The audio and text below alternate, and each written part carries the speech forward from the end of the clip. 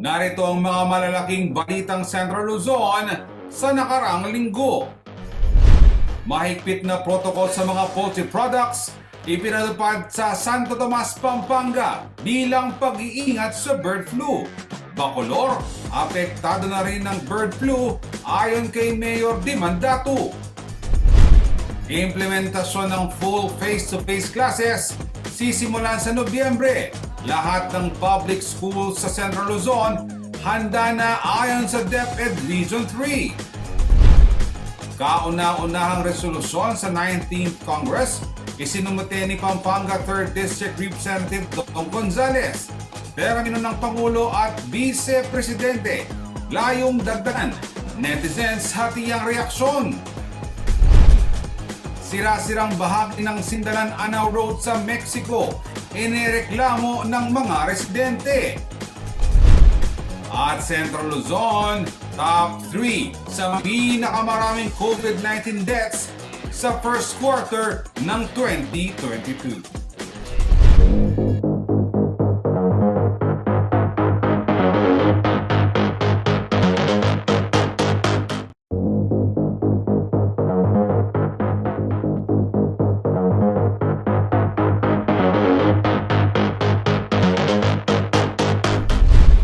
Narito ang mga malalaking balitang Central Luzon sa nakaraang linggo. Mahigpit na protocol sa mga poultry products ipinatupad sa Santo Tomas, Pampanga bilang pag-iingat sa bird flu. Bacolor, apektado na rin ng bird flu ayon kay Mayor Dimandato. Implementasyon ng full face-to-face classes sisimulan sa Nobyembre. Lahat ng public schools sa Central Luzon handa na ayon sa DepEd Region 3. Kauna-unahang resolusyon sa 19th Congress isinumite ni Pampanga 3rd District Representative Dong Gonzales. Pero ng Pangulo at Vice Presidente, layong dagdagan, netizens hati ang reaksyon. Sira-sirang bahagi ng Sindalan Anao Road sa Mexico, inireklamo ng mga residente.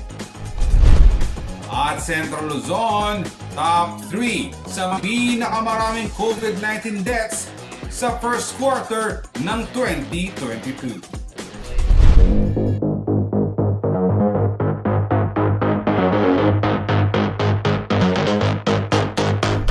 Magandang araw ka rehiyon. Ako si Jody Dizon Mercado. Oras na para sa mga maiinit na balitang Central Luzon.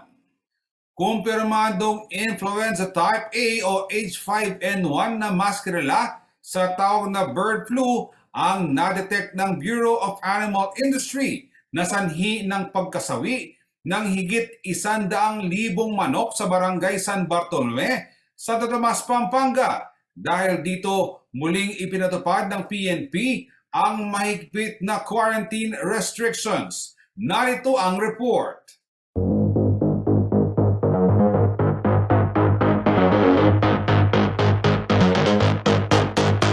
Matapos na makumpirma na bird flu nga ang naging sanhi ng pagkasawi ng higit 100,000 layers na manok sa barangay San Bartolome, Santo Tomas, Pampanga, muling nagtalaga ng quarantine checkpoint ang kapulisan nitong Lunes, July 4. Walang poultry products ang pinahihintulutang maibiyahe sa labas ng bayan at bawat sasakyan na pumapasok ay kailangang sumailalim muna sa disinfection. Ayon sa isang residente ng barangay San Bartolome, hindi lamang nitong nakalipas na linggo naranasan ang pamemeste ng bird flu sa kanilang lugar. Tagal na ho doon, sir, yung ano? Yung mga manok. Umpisa dito mga isang buwan. Isang buwan Mga na. Gano'n ho karami na mamatay? Dami. Kamusta ho yung amoy dito? Mabaho. Di mababaw na po. Sa initial assessment ng pamahalaan, posibleng umakyat pa umano sa 250,000 ang bilang ng manok na apektado ng bird flu. Bali, ang mga namamatay na nating manok ngayon, nasa 100,000 na ang karama. 100,000 heads ang namatay na. And we're expecting another 250,000. Ayon kay Mayor John Sambo ng Santo Tomas, may joint efforts na raw sila ng Karatig Bayan ang Minalin na siya namang itinuturing na egg basket ng lalawigan. Magiging matagumpay lamang daw ang pagkakasa ng biosecurity measures at quarantine restrictions kung makikiisa ang mga nasa poultry industry. Ako po'y nananawagan sa mga nag-aalaga ng manok, lalo na ho yung mga nagnegosyo ng poultry. Ano ho.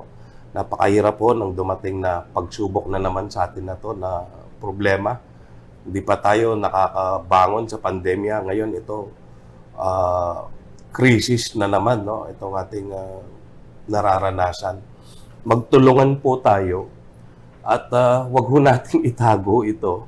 Kailangan nating harapin ang problemang ito para mas mabigyan natin ng sapat na lunas. Nang sa gayon ho ay hindi maapektuhan todo-todo sana ang ating industriyang pagpo-poultry dito sa ating bayan. Sa ipinakitang abiso ni Sambo mula sa Department of Agriculture, June 24, 27-29, kumuha ng sample ang Bureau of Animal Industry. At sa sample specimen na ito, mula sa mga namatay na manok, dito lumalabas na positibo ang mga ito sa H5N1 virus o bird flu. Paolo G. Santos, CLTV News.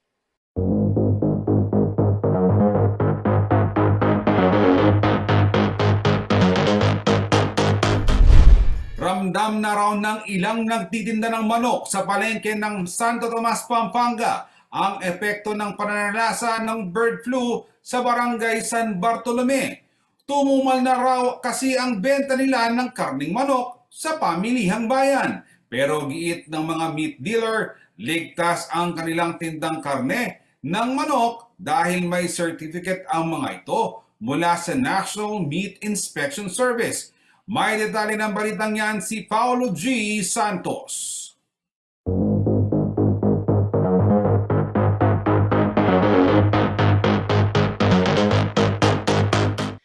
Matapos i-anunsyo ni Mayor John Sambo ng Santo Tomas, Pampanga ang pamemeste ng bird flu sa egg industry sa barangay San Bartolome nitong July 4, agad namang naramdaman ang epekto nito sa pamilihang bayan na matatagpuan sa barangay San Matias. May naimbenta. Bumaba. Minsan, 30 na lang, 40, hindi pa naubos. Oh. Bagamat mga layers o mga manok na nangingitlog ang direktang tinamaan ng bird flu sa bayan, apektado rin pati na ang mga nagtitinda ng karne ng manok. Ang karne ay galing sa mga broiler breed at hindi sa mga layers.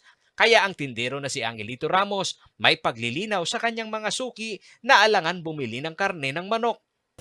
Dito po sa palengke natin, safe yung tinitinda natin, mga sariwa. Galing sa mga yan, may NMIC permit yan. Walang shortage ng supply ng karne ng manok sa bayan dahil karamihan naman umano ng mga ibinebentang broiler chicken ay mula sa ibang probinsya. Naglalaro ito sa 190 hanggang 220 pesos kada kilo ng chicken meat sa bayan ng Santo Tomas. Kung walang problema sa supply ng karne ng manok, iba naman ang sitwasyon sa supply ng itlog. Ang mga egg-producing farms kasi ang napuruhan ng bird flu.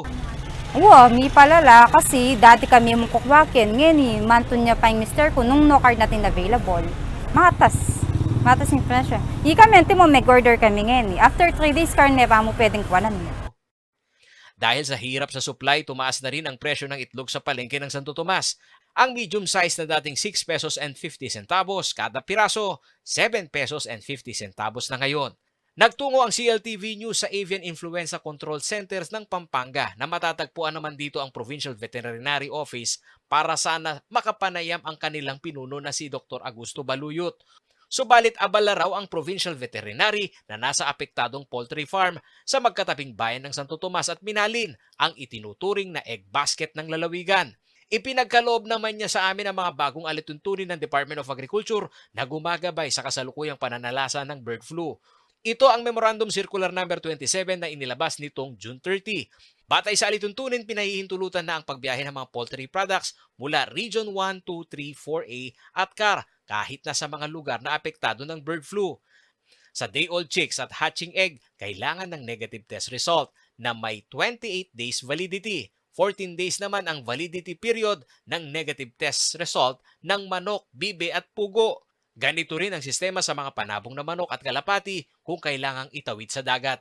Ayon kay Pampanga Provincial Agriculturist Jimmy Manliklik, ang bayan pa lamang ng Santo Tomas ang kumpirmadong may outbreak ng avian flu o bird flu. Ang Santo Tomas pa lang naman po yung nag-positive. Hindi pa sila nagkakandak ng testing sa laboratory yung mga munisipyo. Pero kumukuha sila ng mga sample. Sa ngayon ay patuloy pa raw nilang inaalam kung magkano ang halaga ng pinsala ng pamimeste ng bird flu sa nasabing bayan. Wala pa sir. Inihingan ko nga po ng sulukuyan na data si Doc Balut para po kung sakali may magtanong din sana na alam namin kung para sir may consistency yung aming mga data. Paolo G. Santos, CLTV News.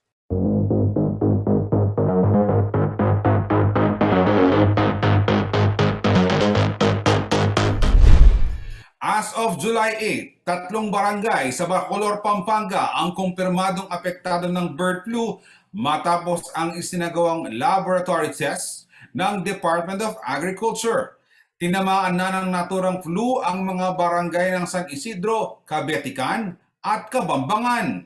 Ayon kina Bacolor Mayor Dimandato at Municipal Agriculturist Janet Wong, 42 manok ang apektado ng avian flu sa barangay Cabetican, habang 11 native at backyard chickens naman sa barangay Kabambangan. 1,250 manok naman ang naitalang nahawa ng bird flu sa barangay San Isidro. Dahil sa sitwasyon, nanawagan si Mayor Dato sa kanyang mga kababayan na bantayan ang kanilang mga alaga. Dagdag niya, dapat lamang na i-report agad ang tunay na status ng kanilang mga manok, backyard man o commercial.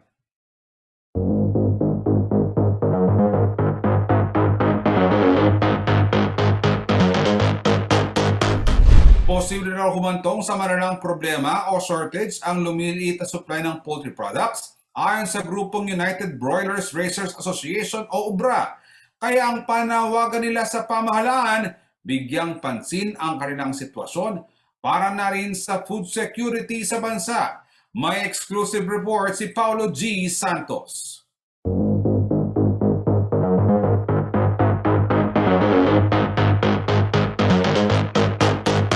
Isa ka ba sa mga umorder ng manok sa paborito mong fast food chain at nasabihan ka na out of stock na? Miyerkules, July 6, kinumpirma ng fast food giants na McDonald's Philippines at Jollibee na nakararanas na sila ng shortage sa supply ng standard quality ng manok na kanilang kailangan sa piling branches sa bansa. Pero maliit na bilang lamang daw ng kanilang mga fast food store ang hindi nakakapag-serve ng ilang chicken products. Sa panayam ng CLTV News sa presidente ng United Broiler Raisers Association o UBRA na si Attorney Bong Insyong, hindi pa umabot sa shortage o walang mapagkukunan ang sitwasyon.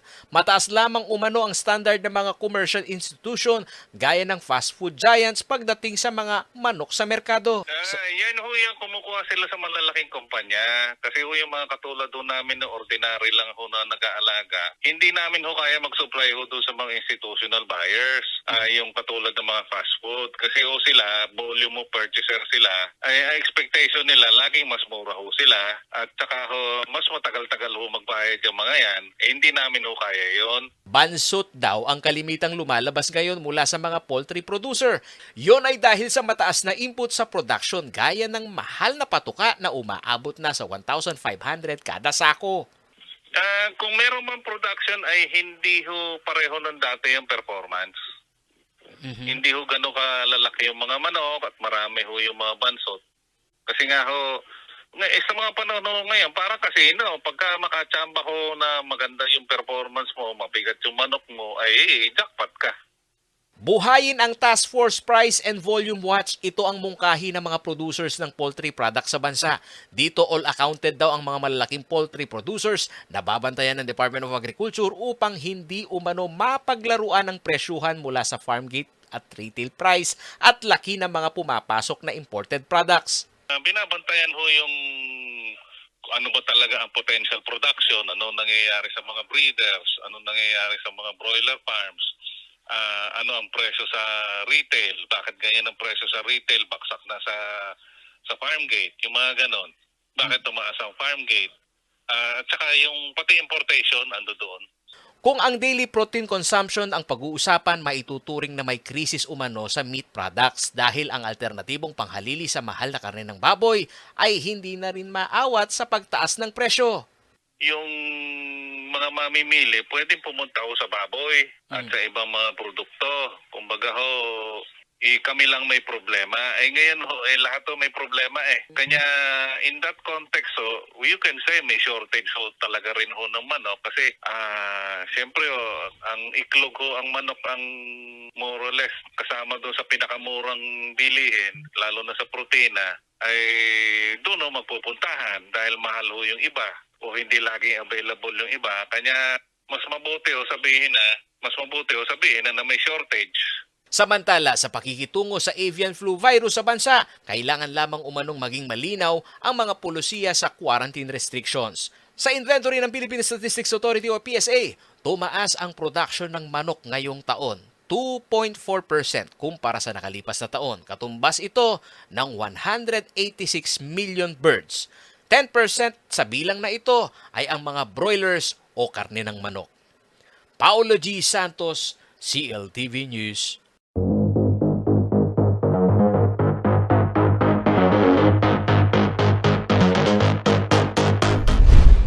Sa pagbabalik ng CLTV News, implementasyon ng full face-to-face classes sisimulan sa Nobyembre ayon kay Pangulong Ferdinand Marcos Jr. DepEd walang naitalang kaso ng COVID-19 transmission sa naging implementasyon ng face-to-face classes. Lahat ng public schools sa Central Luzon handa na sa face-to-face classes sa Agosto ayon sa DepEd Region 3. At ligtas sa balik eskwela, panawagan ng Alliance of Concerned Teachers. Manatiling nakatutok para sa iba pang mga nangungunang balita nitong nakaraang linggo.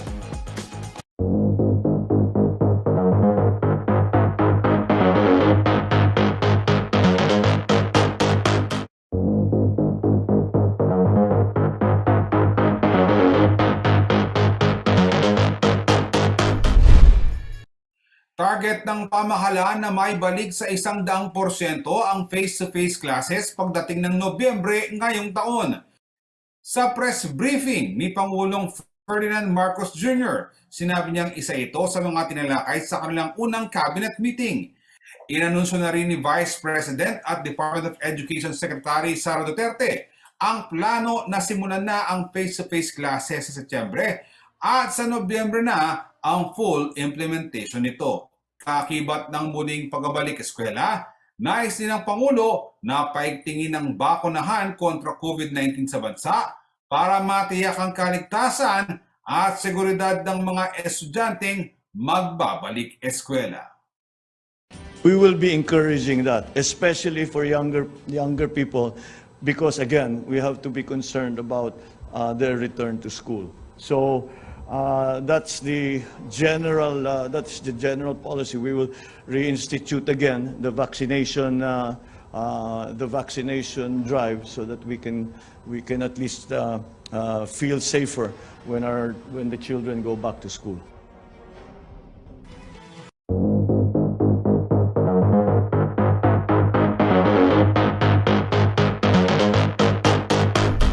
Sa loob ng 7 buwan na nagsagawa ng face-to-face classes ang DepEd itong school year 2021-2022, wala umanong naitala na kaso ng COVID-19 transmission. Patunay raw ito na epektibo ang School Safety Assessment Tool na ipinatutupad ng kagawaran. Kaugnay nito, handa na raw ang lahat ng paaralan sa Central Luzon para sa pagbabalik silid-aralan ng mga estudyante sa Agosto. Si Jerome Bang Parungaw ang may balita.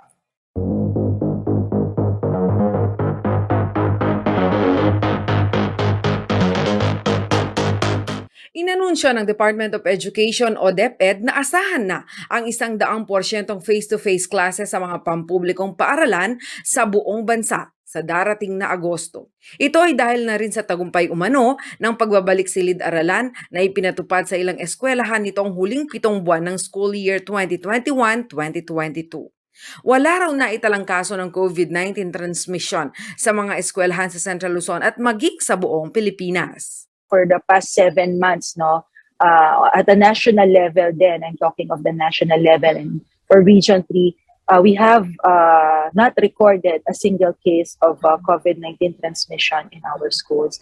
Higit 3,600 ang bilang ng mga public schools sa rehiyon habang nasa 1,400 plus naman ang mga private schools. Lahat umano ng mga ito ay nominated na para magpatupad ng face-to-face classes. Ibig sabihin, pasado na ang mga ito sa School Safety Assessment Tool. All of our schools, public schools, and even the private schools now are undergoing the SSAT or School Safety Assessment Tool compliance, no, for them to be able to offer face-to-face classes, no? Hindi lamang ang mga estudyante o mano ang binibigyang proteksyon sa ilalim ng security measures na pinatutupad ng DepEd, kundi maging ang mga guro. One of the things din na security measures na tinitignan din po natin, nakasama dun sa SSAT, is for our schools to provide the safety equipment, no, ng ating mga guro. Kaya provided po lahat yan dapat ng ating mga public schools through their MOOE. Matatandaan na ipinagpaliban ng face-to-face sa ilang paaralan sa lalawigan ng Bulacan nitong Pebrero ng 2022 dahil hindi ito inaprubahan ni Governor Daniel Fernando hanggat hindi bakunado ang mga mag-aaral. As of June 30, nasa 91 public schools at 125 private schools na lamang daw ang walang LGU concurrence. Karamihan po kasi yung reason ng mga schools bakit hindi sila nakakapag-implement ng face-to-face is because they lack the LGU concurrence. Yung ibang mga LGU po kasi, although for DepEd, we don't really require vaccination status of our learners for them to participate in face-to-face classes. However, there are some LGU officials na they prefer that the participating learners must be vaccinated. Samantala, nasa 3% lamang o 51 schools out of 1,487 sa mga private schools ang nagpatupad ng face-to-face classes nitong nakalipas na school year. Kaya hinikayat din sila ng DepEd na magbalik eskwela na sa darating na pasukan. Most of them cite na they invested in learning management systems o yung mga LMS na kung tawagin, at ito ay kanilang ginagamit pa rin as of now. So, kaya po hindi pa sila nagpapa-face-to-face talaga. Yes. Itong advocacy natin for face-to-face classes is not only for public. Parang kung titignan natin, Ms. Ice, nauuna talaga ang public school, and we set a model for our private schools also because we don't want to leave behind the private schools because we also regard them as our education partners. Jana Lumbang Parungaw, CLTV News.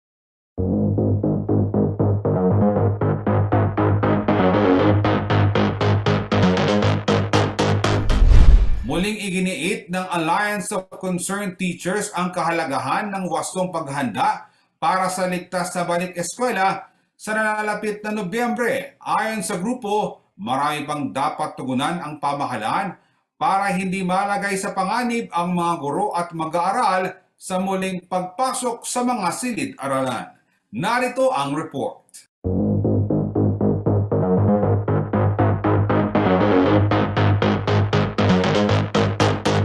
We have a plan for full face-to-face by November of this year. September, we will start a phased face-to-face schooling.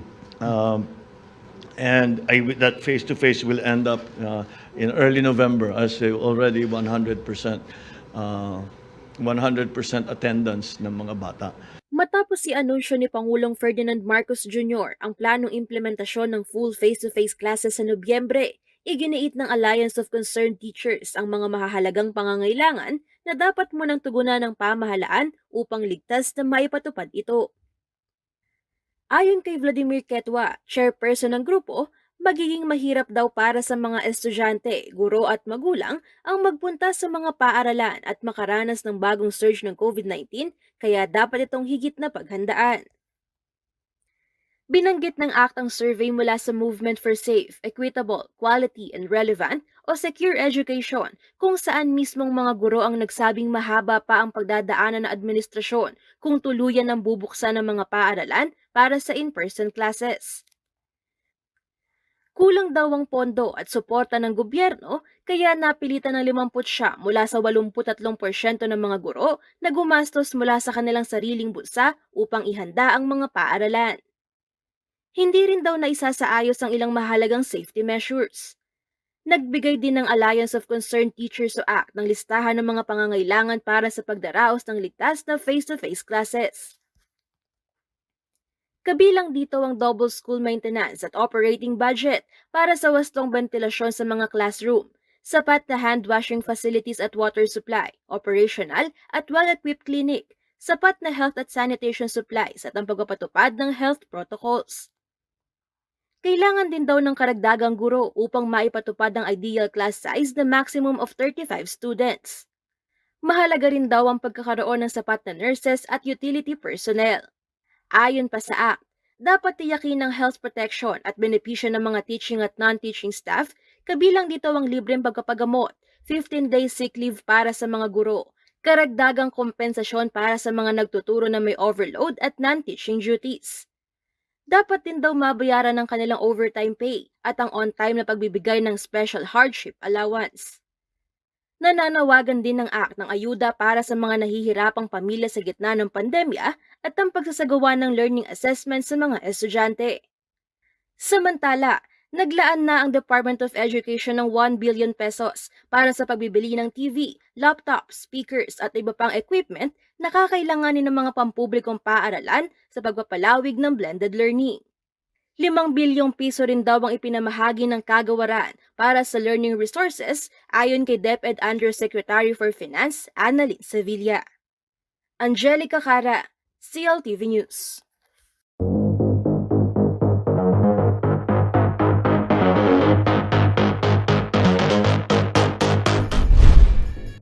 Sa pagbabalik ng CLTV News, kauna-una ang resolusyon sa 19th Congress, isinumite ni Pampanga 3rd District Representative Dong Gonzales.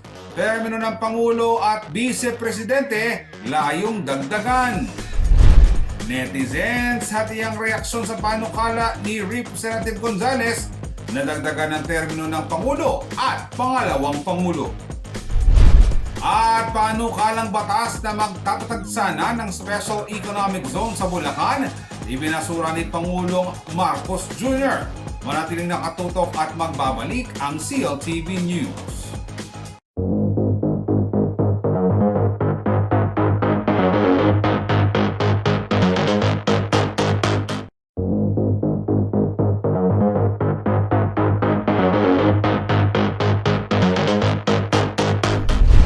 At nagbabalik ang CLTV News at sa iba pang mga nangungunang balita. Ipinasa ni Pampanga 3rd District Representative Dong Gonzales ang kauna-unahang resolusyon sa 19th Congress. Nilalaman nito ang panawagan na dagdagan ang termino ng Pangulo at pangalawang Pangulo sa pamamagitan ng charter change. May detalye ng balitang yan, si Jenna Lumbang Parungaw.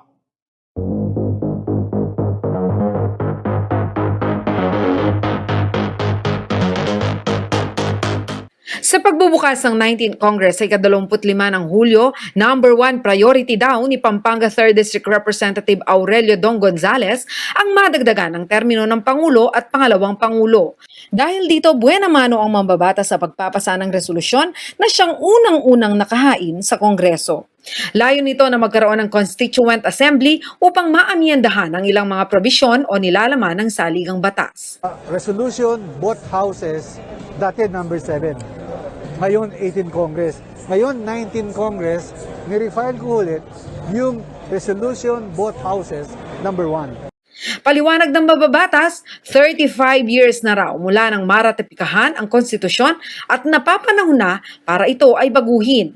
Partikular umano dito ang Section 4 ng Article 7, Section 7 ng Article 6 at Section 8 ng Article 10 na may kinalaman sa termino ng panunungkulan ng Executive Department, Legislative Department at Local Government Units. Batay sa panukala ni Gonzales, gagawing 5 taon ang kasalukuyang 3 taong termino ng mga konsehal hanggang gobernador at kongresista. Lilimitahan naman ito sa 2 termino lamang. Hindi raw kasi sapat ang 3 taong termino dahil kung titingnan, ang halos huling taon sa kanilang termino ay abala na ang mga nanunungkulan para sa kanilang re-election activities o pangangampanya. Nakasaad din sa resolusyon na papayagan na ang re-election o 2 terms ng Pangulo at Pangalawang Pangulo, ngunit gagawin na lamang 5 taon kada termino. Dagdag pa dito, ang boto ng Presidente ay counted na rin daw bilang boto ng Vice Presidente kung sila ay magkapartido. Amendment ng 3 taon, gagawin natin 5 taon at may 2 termino lang. Yung Pangulo, 5 years, pwedeng mag-re-elect bisan isang termino at Vice Presidente. At kailangan magkatandem yung Presidente at Vice Presidente. Nakasaad din sa ipinapanukala ni Gonzales na hindi na maaaring kumandidato sa anumang posisyon ang mga naging Pangulo pagkatapos ng 2 termino.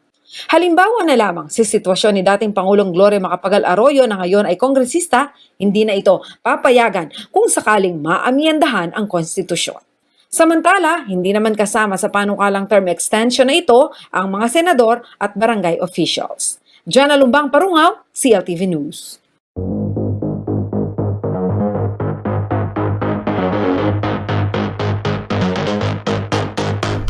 At iyang reaksyon ng ilang netizens sa isinusulong ni Pampanga 3rd District Representative Don Gonzales na dagdagan ng termino ng Pangulo at Pangalawang Pangulo. Sa online survey na isinagawa ng CLTV, lumamang lamang ng 5% ang mga hindi pabor na payagang tumakbo para sa second term ang 2 pinakamataas na opisyal ng pamahalaan. May detalye si Arlene Salonga.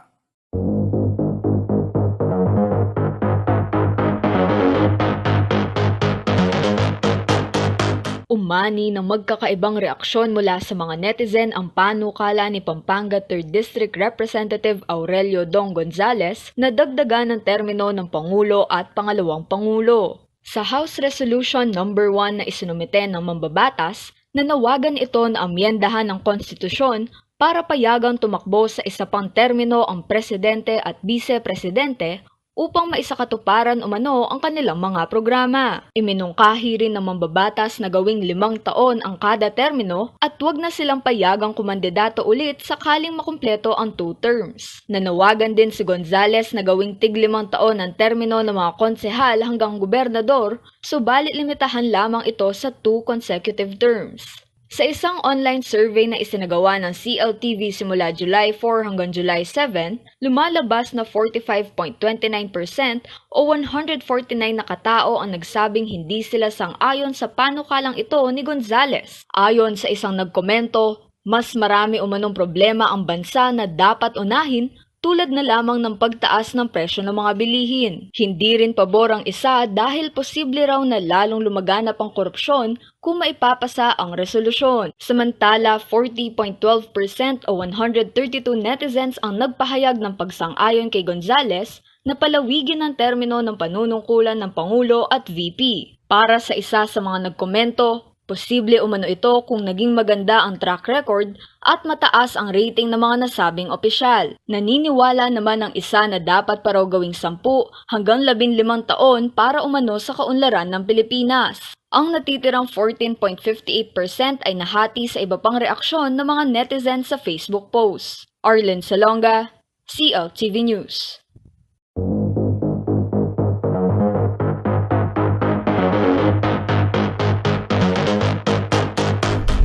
Hindi naprobahan ni Pangulong Ferdinand Marcos Jr. ang panukalang batas na naglalayo magtatatag ng Special Economic and Freeport Zone sa lalawigan ng Bulacan. Bagamat kinikilala raw ng Pangulo ang layo ng panukala, marami raw itong butas na dapat pang ayusin upang matiyak na magiging kapaki-pakinabang daw sa taong bayan. Narito ang detalye ng balitang yan.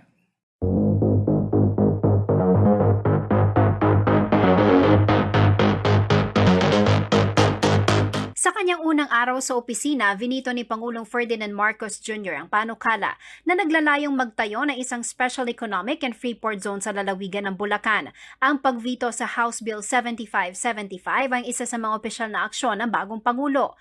Sa liham ng Pangulo na ipinadala sa tanggapan ni OIC Senate President Mig Zubiri, sinabi nitong hindi niya susuportahan ang panukala dahil magdudulot ito ng malaking panganib sa pananalapi ng bansa at ang pagkakaroon ng conflict sa ibang mga ahensya ng gobyerno. Kinikilala raw niya ang layunin ng panukalang batas na mapabilis ang paglago ng ekonomiya sa nasabing lugar, ngunit kailangang maging maingat sa paggamit ng pondo lalo na ngayong dumaranas ang gobyerno ng matinding krisis sa pandemya. Tinukoy din ni Marcos Jr. ang nakita aniyang butas sa panukala tulad ng kawalan ng audit provision para sa Commission on Audit, proseso para sa pagbabayad sa mga lupang masasakop na economic zone na na-award na sa mga benepisyaryo ng agrarian reform at walang master plan para sa economic zone. Bukod pa rito, sinabi ng Pangulo na bibigyang kapangyarihan ng panukala ang Economic Zone Authority na magpatupad ng mga polisiyang may kinalaman sa environmental protection na wala sa charter ng ibang economic zones. Ang proposed economic zone ay malapit sa Clark Special Economic Zone na labag umano sa polisiya ng gobyerno sa paglikha ng special economic zones sa strategic locations. Iginit din daw ng National Economic and Development Authority o NEDA na kailangan ng malalimang pag-aaral sa planong economic zone para matiyak na ito ay pakikinabangan ng buong bansa. Samantala, nadismaya naman ang ilang mambabata sa pag-veto ni Marcos Jr. sa panukala. Isa na riyan ang mismong kapatid ng Pangulo na si Senator Amy Marcos na sponsor ng nasabing bill sa Senado. Makatutulong daw sana ang House Bill 7575 sa pagbibigay trabaho sa Bulacan at karatig probinsya sa Central Luzon. Nangangamba rin daw ang senadora na magkaroon ng hindi magandang epekto ang pag-veto sa mga potensyal na lokal at dayuhang investors na kailangan ng bansa lalo pat patuloy tayong nahaharap sa pandemya. Gayunman, iginagalang daw ng senadora ang karapatan ng Pangulo na mag-veto ng panukala. Ikinalungkot din daw ni Senator Mig Zubiri ang pag-veto sa panukala pero nirerespeto raw niya na prerogative ng Pangulo ang pag-veto. Jennifer Salenga, CLTV News.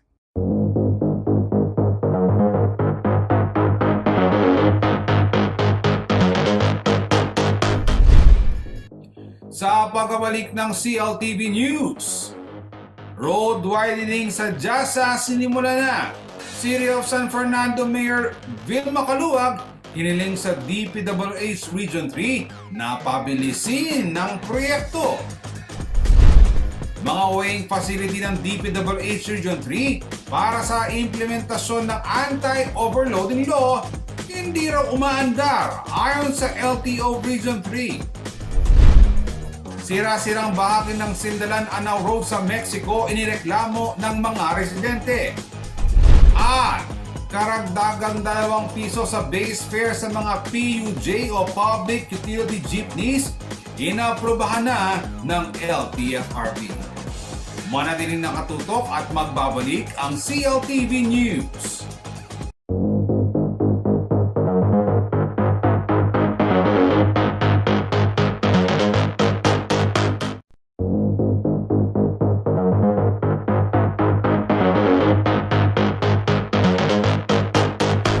Nagbabalik ang CLTV News at sa iba pang mga nangungunang balita.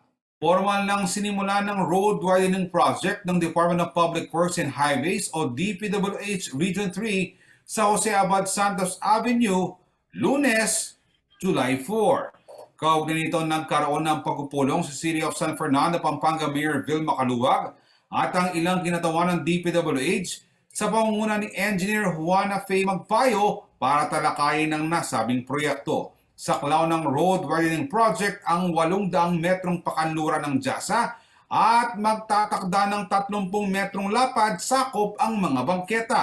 Bagamat pinuri ni Caluag ang programang sinimula ng DPWH Region 3, nakiusap ang alkalde na makipagtulungan sa lungsod upang mapabilis ang road widening at iba pang proyekto. Partikular na rito ang pagbibigay ng prioridad ng DPWH Region 3 sa rehabilitasyon ng mga sirang kalsada sa syudad at pag-aayos ng mga drainage upang maiwasan ang problema sa pagbaha sa kalsada.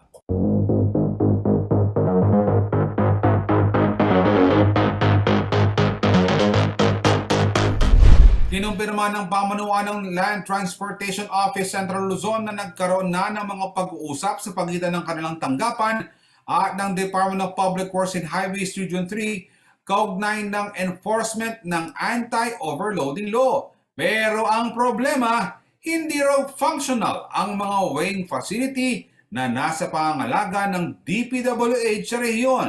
May eksklusibong balita si Paolo G. Santos.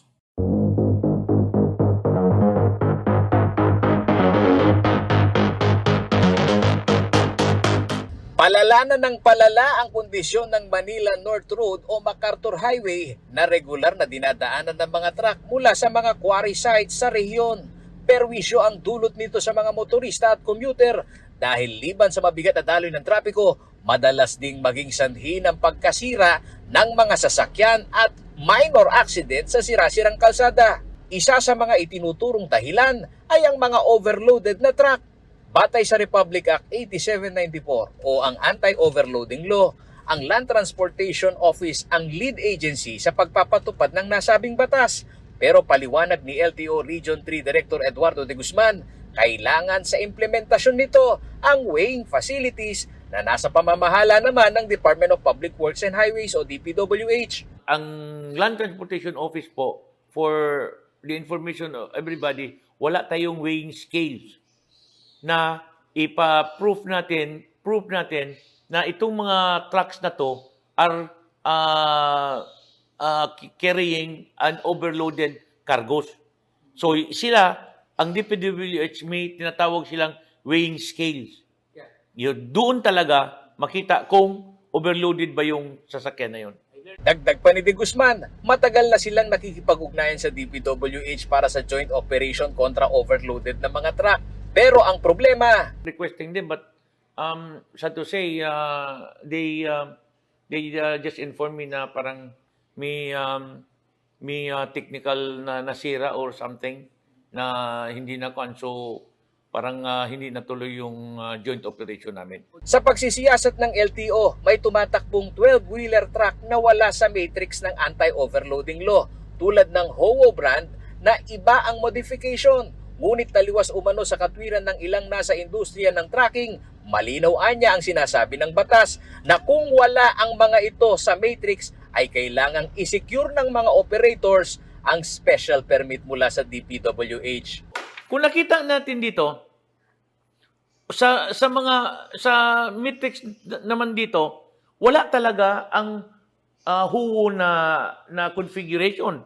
So kailangan ngayon na they will have to secure a special permit from the DPWH.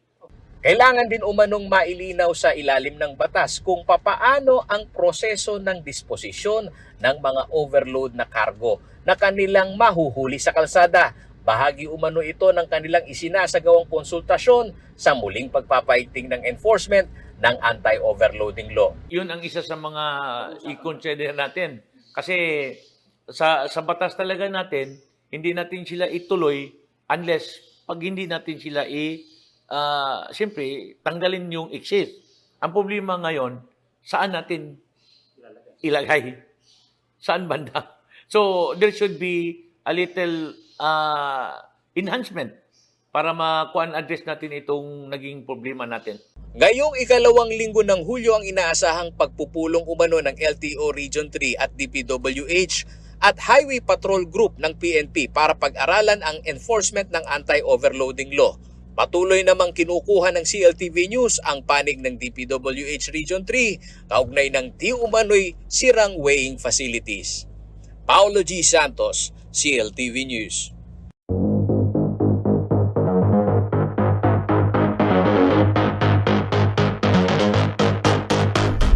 Sakit sa ulo ngayon ng mga residente at motorista ang sirasirang kalsada sa Barangay Kamuning, Mexico, Pampanga. Sa pagsisiyasat ng CLTV News, aming napag-alaman na nasa ilalim ng pamahala ng Provincial Engineering Office o PEO ang nasabing kalsada. Ayon sa PEO, nakalatag na raw ang mga plano para maisaayos ang istruktura. Narito ang report.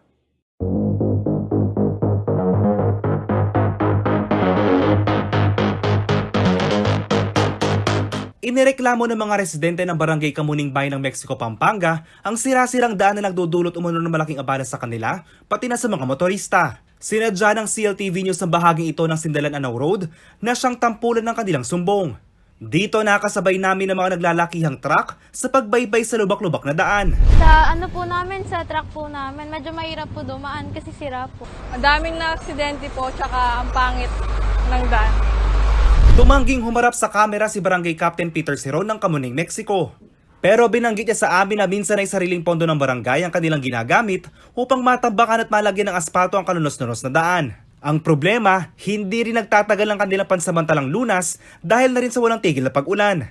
Napag-alaman din ng CLTV News mula kay Engineer Elmer Miranda ng DPWH na ang nasabing kalsada ay nasa pamamahala ng Provincial Engineering Office o PEO. Dahil dito, dali-dali namin tinungo ang tanggapan ng PEO. Gana po ng Provincial Capitol na ang approved budget po is 12,528,823.14 centavos. Ang opening of bids po is July 13, 2022 po. May kinakasa na umano ang provincial government sa ilalim ng annual investment program ngayong taon upang maisaayos ng sirasirang daan sa Barangay Kamuning. Ito po kasi under jurisdiction of the provincial government. Provincial road nga po ito. Kaya kailangan po kami ang dapat ang rehabilitation po nito sa amin. Pero this time, kami po ang nagpondo. Pagkatapos umano ng bidding ay susuriin muna ng kanilang tanggapan ng mga kontraktor at kung wala magiging aberya ay maglalabas sila ng notice to proceed upang masimulan ng rehabilitasyon. Tuloy-tuloy po yung aming paggawa sa mga provincial roads po namin. Every year po nagpopondo kami, especially po yung mga major roads po natin. Like for example, yung Sindalan Anaw Road nga po. Nilinaw naman ng PEO na hindi lang pag-aasfalto ang gagawin nila upang hindi na ito masira kahit maulan. Hindi po. Improvement and rehabilitation po siya. 12 inches thickness of PCCP po. Para po medyo matibay. JM De Jesus, CLTV News.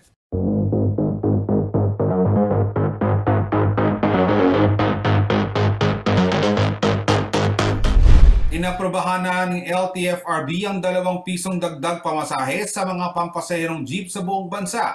Dahil dito magiging 11 pesos na ang minimum fare sa unang 4 na kilometro ng biyahe. May detalye si JM De Jesus.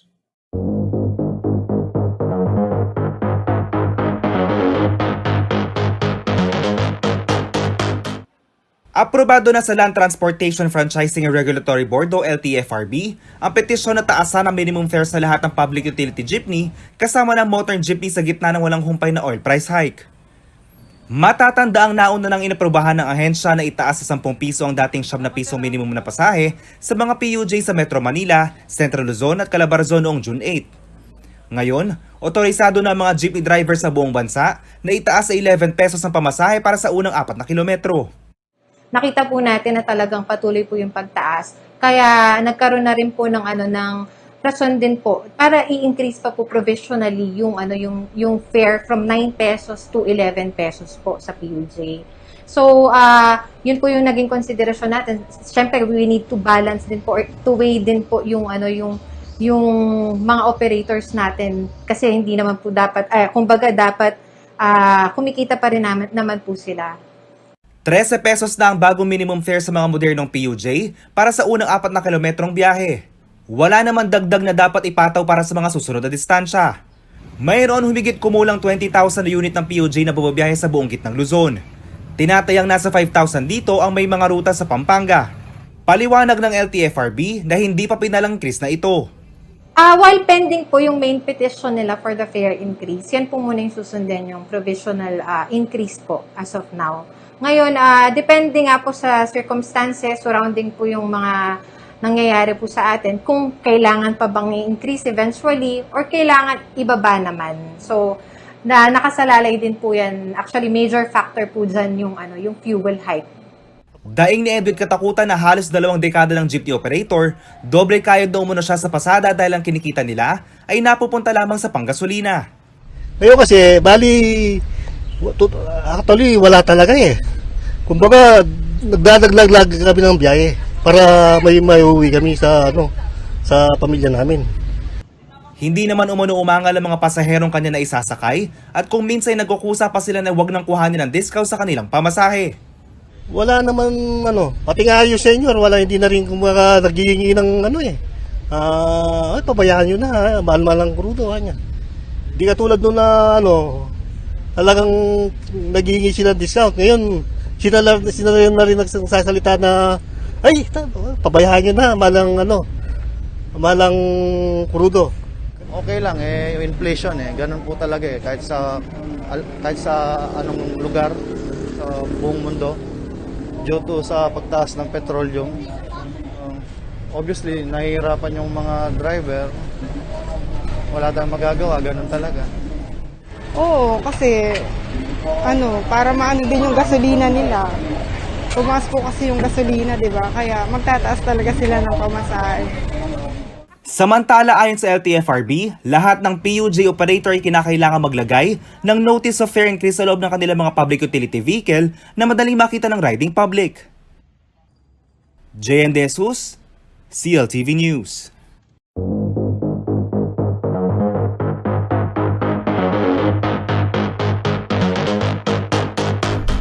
At yan ang mga balitang nakalat ng CLTV News. Para sa karagdagang detalye, maaari niyong i-follow ang aming social media pages. Sa Facebook, i-follow lamang po ang CLTV36 Official at CLTV36 News. Sa Twitter, follow po ang CLTV36 Twitter account. Samantalang sa Instagram, hanapin lamang po ang CLTV36 Official. Kung nais niyong balikan ang mga programa ng CLTV at iba pang mga episodes, pwede niyong bisitahin ang aming YouTube channel at CLTV36 Official at aming website at www.cltv36.tv. Mapapanood din ang aming mga programa sa Via Signal Channel 115 at sa aming 39 na cable partners. Kasama ang buong pwersa ng CLTV News and Current Affairs, ako po si Jody Dizon Mercado. Maraming salamat.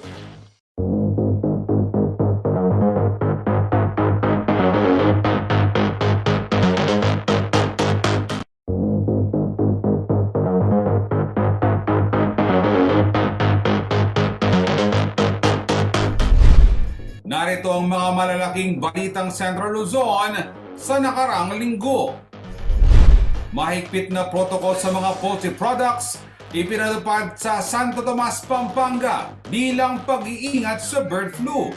Bacolor, apektado na rin ng bird flu ayon kay Mayor Dimandato. Implementasyon ng full face-to-face classes sisimulan sa Nobyembre. Lahat ng public schools sa Central Luzon handa na ayon sa DepEd Region 3. Kauna-unahang resolusyon sa 19th Congress isinumite ni Pampanga 3rd District Representative Dong Gonzales. Termino ng Pangulo at Vice Presidente, layong dagdagan. Netizens hati ang reaksyon. Sira-sirang bahagi ng Sindalan Anao Road sa Mexico, inireklamo ng mga residente. At Central Luzon, top 3 sa pinakamaraming COVID-19 deaths sa first quarter ng 2022.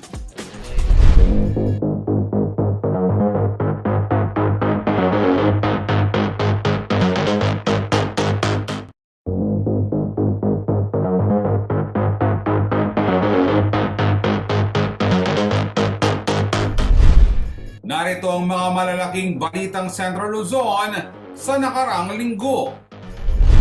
Mahigpit na protocol sa mga poultry products ipinatupad sa Santo Tomas, Pampanga bilang pag-iingat sa bird flu.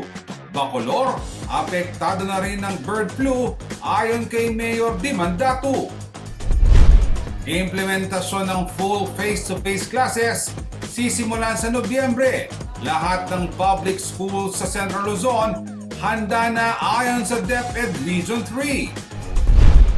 Kauna-unahang resolusyon sa 19th Congress isinumite ni Pampanga 3rd District Representative Dong Gonzales. Termino ng Pangulo at Vice Presidente, layong dagdagan. Netizens hati ang reaksyon.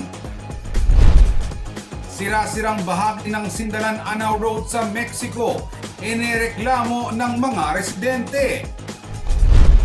At Central Luzon, top 3 sa pinakamaraming COVID-19 deaths sa first quarter ng 2022.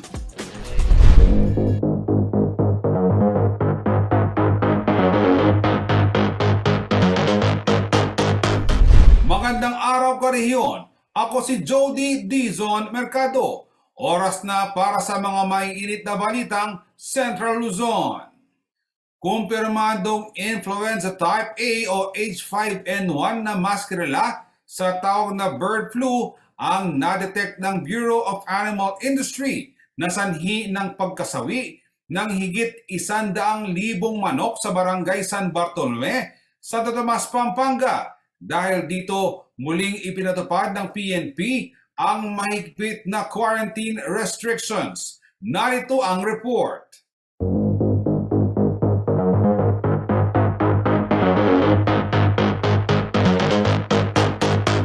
Matapos na makumpirma na bird flu nga ang naging sanhi ng pagkasawi ng higit 100,000 layers na manok sa barangay San Bartolome, Santo Tomas, Pampanga, muling nagtalaga ng quarantine checkpoint ang kapulisan nitong Lunes, July 4.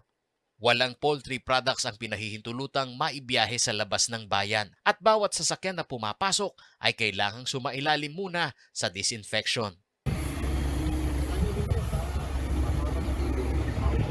Ayon sa isang residente ng barangay San Bartolome, hindi lamang nitong nakalipas na linggo naranasan ang pamemeste ng bird flu sa kanilang lugar. Tagal na ho doon, sir, yung ano? Yung mga manok. Umpisa dito mga isang buwan na. Isang buwan na. Gaano ko karami namamatay? Dami. Kamusta ho yung amoy dito? Mabaho. Mababaw na po.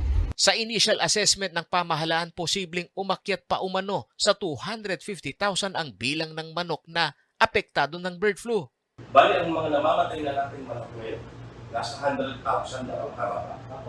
100,000 heads ang namatay na.